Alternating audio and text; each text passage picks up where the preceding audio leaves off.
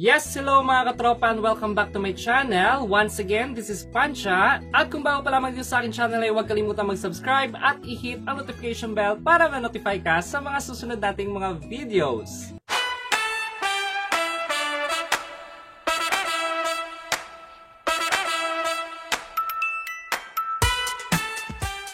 So ayan nga guys, no, nabasa rin nyo sa title ng video natin ito ang solusyon sa isa sa mga kinainisang problema natin sa ating mga cellphones, ang Ghost Touch problem.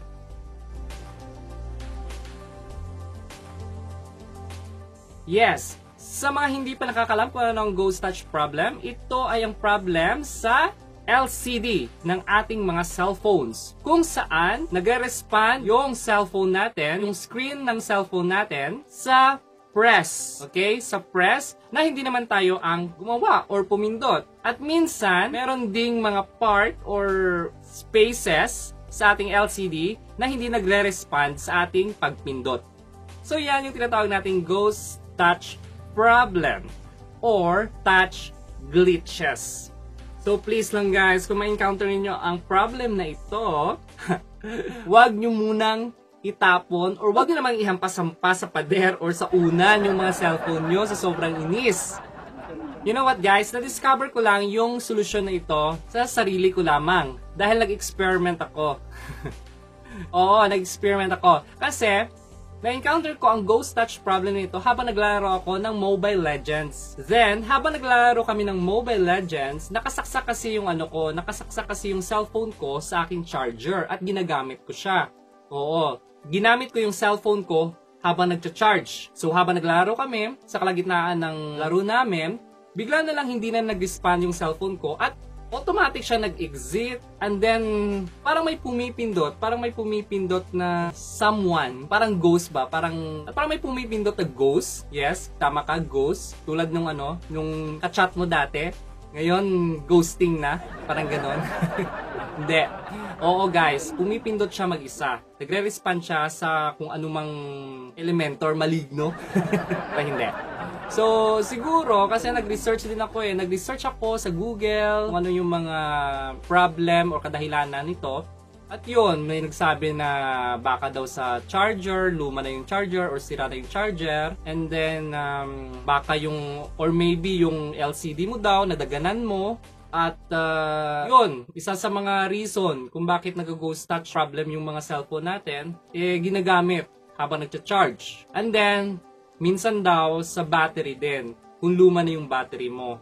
Aside sa Google, nag-research din ako sa YouTube. Di ba maraming instruction yan dito, maraming tips and tutorial vlogs na tutulong sa'yo dito sa YouTube, di ba? Pero wala. Yung nakita ko lang dito is yung mga applications daw na dina-download na dapat mong i-download. Dinownload ko din yun lahat, pero hindi nakatulong.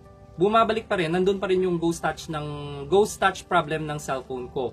Nakatulong siya ng konti kasi na-diagnose niya kung saan or anong parte ng screen ko yung may problem. Pero hindi nawala yung Ghost Touch problem. Until such time na sa sobrang inis ko, sampas ko na yung cellphone ko ng ganito, tinapon ko na siya sa floor. Oo, tinapon. Buti na lang matibay yung Y6 2018 ng Huawei. Hindi nasira yung cellphone ko. Tinapon ko sa floor. And then yun, buti lang hindi naman nabasa. Pero hindi pa rin bumalik. Until na-discover ko lang yung solution na ito. Alam niyo ba kung anong solution guys? Yes, tama ka. Ilagay sa freezer yung sirang cellphone mo. So guys, huwag natin patagalin ito. Diretso na tayo sa instruction kung paano ayusin yung Ghost Touch mo para makapaglaro ka na ng ML at makapag-FB ka na.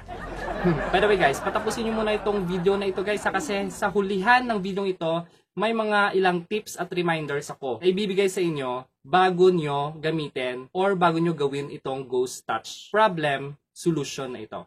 Okay? So guys, number 1, bago nyo ipasok sa ref ang inyong cellphone, kailangan nyo muna itong patayin.